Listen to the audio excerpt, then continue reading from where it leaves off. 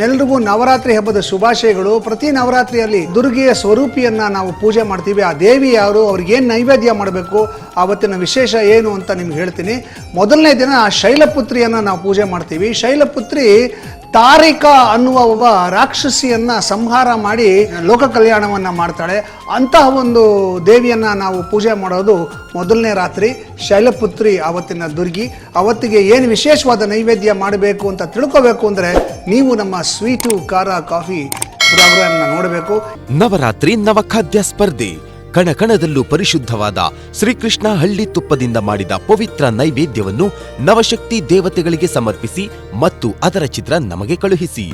ನಿಮಗೆ ಕಾದಿದೆ ಮೈಸೂರು ದಸರಾ ವಿಶೇಷ ಪ್ರವಾಸ, ಚಿನ್ನದ ನಾಣ್ಯ, ರೇಷ್ಮೆ ಸೀರೆ, ಹೋಮ್ ಅಪ್ಲಯನ್ಸಸ್ ಸೇರಿದಂತೆ ಬಹುಮಾನಗಳ ಸುರಿಮಳೆ. ಪ್ರತಿಯೊಬ್ಬರಿಗೂ ಒಂದು ಉಡುಗೊರೆ ಗ್ಯಾರಂಟಿ. ಸ್ಪರ್ಧೆಯ ವಿವರಗಳಿಗೆ ನಿಮ್ಮ ಹೆಸರನ್ನು 9035026824 ನಂಬರ್ಗೆ ವಾಟ್ಸ್ಆಪ್ ಮಾಡಿ.